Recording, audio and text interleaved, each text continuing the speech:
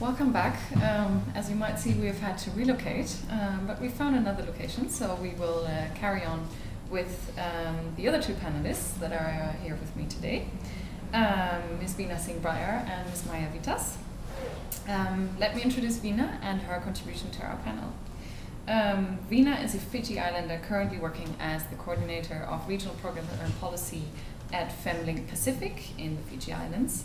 Since 1996, she has been a dedicated child rights advocate and volunteer with a number of organizations, including Save the Children Fiji and the Fiji Red Cross.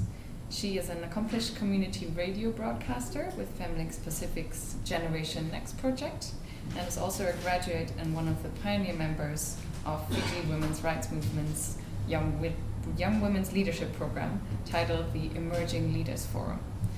Veena will share some perspectives of a very innovative project that FemlinkPacific has been leading on behalf of civil society, which is the Pacific Regional Action Plan on 1325. Thank you, Gesa. Hello, my presentation today will mainly be on the development, the purpose, and the importance of the Pacific Regional Action Plan. I will also be highlighting the three focus areas of the Pacific Regional Action Plan. As most of you may already be aware, that on the 31st of October 2000, the UN Security Council unanimously passed Resolution 1325. This is the first ever resolution passed by the United Security Council, which laid the foundation for equal participation by women in the maintenance and promotion of peace and security, and for the mainstreaming of gender perspectives into conflict prevention, peace negotiations, peacekeeping operations, humanitarian assistance, and post-conflict reconstructions. And on the 18th of October this year, 2012, the Pacific Regional Action Plan on UN Security Council Resolution 1325 was officially launched. The call for the Pacific Regional Action Plan was catalytic on the part of the Regional Media and Women's Policy Network on 1325, convened by FemlinkPacific and supported by the Global Civil Society Advisory Group on Women, Peace and Security of 2010, to which Sharon Bhagwan-Rolls, the Executive Director of FemlinkPacific, was appointed. From December 2010, the Regional Working Group on Women, Peace and Security has worked to develop a strategy which has built on the collaborative efforts of civil society and relevant agencies to pave the way for regional and country-level initiatives from 2013 to 2015.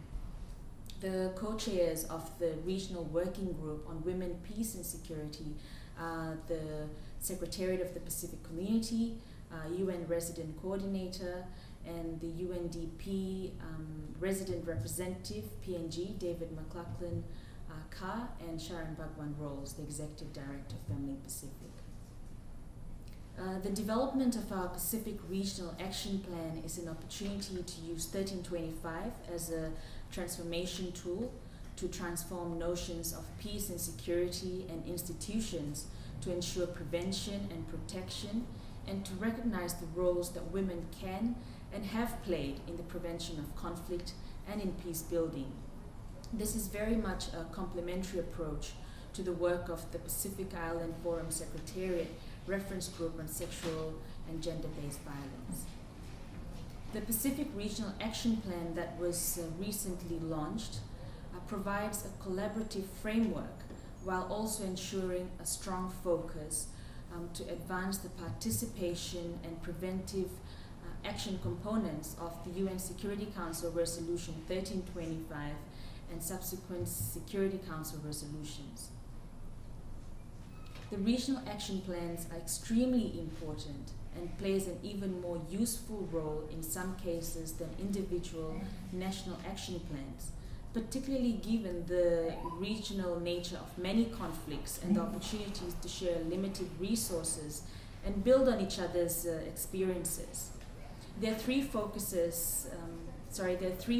areas of the Regional Action Plan on Women, Peace and Security, And they're as follows. Focus Area 1, gender mainstreaming and women and young women's leadership and conflict prevention and management, political decision making and peace building and peacekeeping. Focus Area 2, we have gender mainstreaming and women and young women's participation in security sector oversight and accountability. And Focus Area 3, the protection of women's and girls' human rights during humanitarian crisis and in transitional and post-conflict contexts. The Regional Action Plan on Women, Peace and Security has the following purposes: to provide a regional policy and programmatic framework that complements and supports national efforts and provides guidance to those countries that cannot afford to develop such a plan at the national level. This will also help to save scarce resources.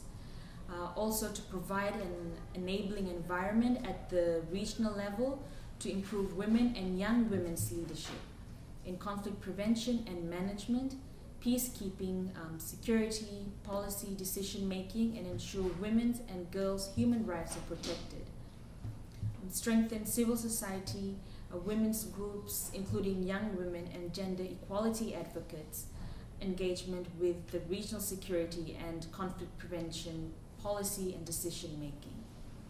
Also to develop a partnership between government representatives from Pacific Island countries and territories, CROP and UN agencies, and civil society, which will help to coordinate efforts and avoid duplication and overlap.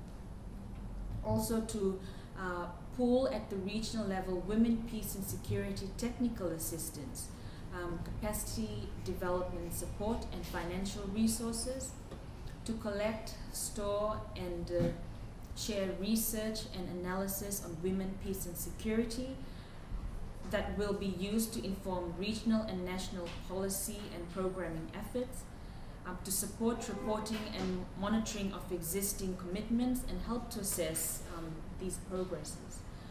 And lastly, to support fundraising to enhance donor commitments to the advancement of women, peace and security issues in the region.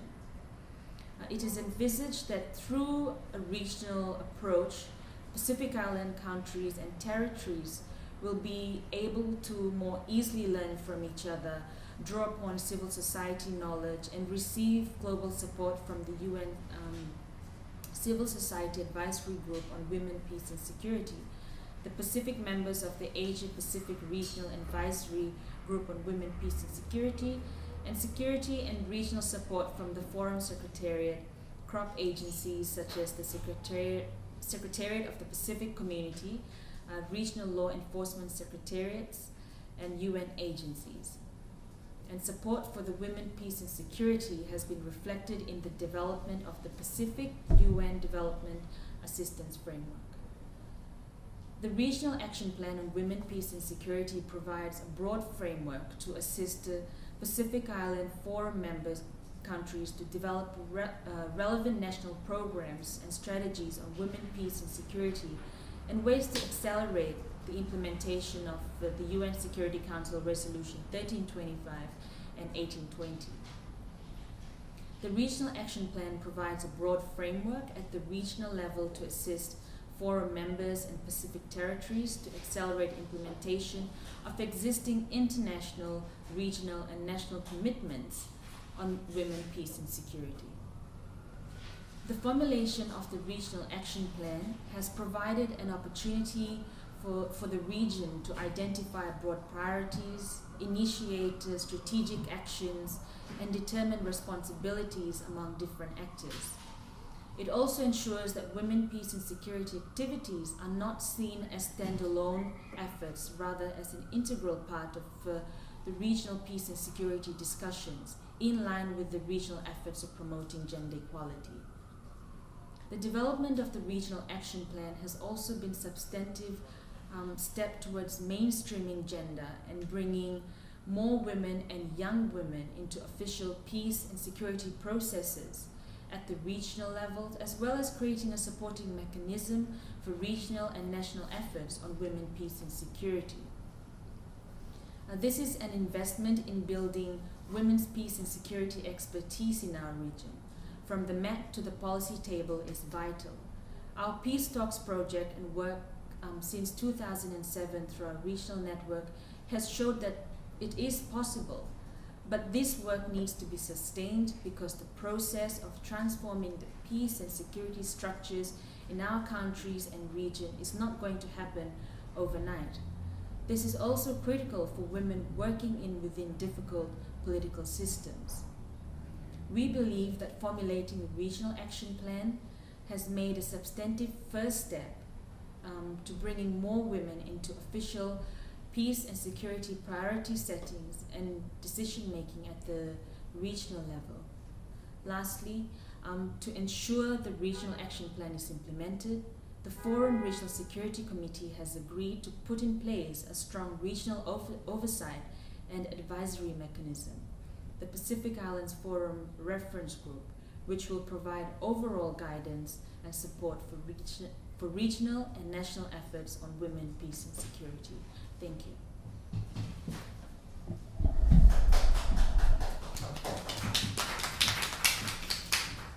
Thank you, Veena.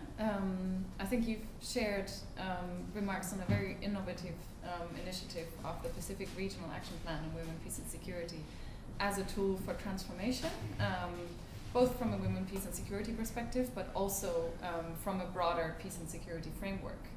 And it's interesting because the plan emphasizes 1325 principles, but I think it also allows for flexibility among the collaboration of different stakeholders to interpret those parts of the resolution that are relevant to their work. And another thing we should probably keep in mind as a best practice is that there is FemlinkPacific as a lead civil society organization that has participated in the collaboration that created this regional action plan. So civil society cooperation to not duplicate, but pool cooperation, pool resources. I think that's also key to a successful collaboration among the many actors that have been involved in the process. Lastly, you've emphasized the point of including young women and youth aspects in these kind of plans as well, especially under your Generation Next project as well. And I'm happy to see that among the three of us, we're fulfilling the aspect of engaging young women on this panel to a certain extent.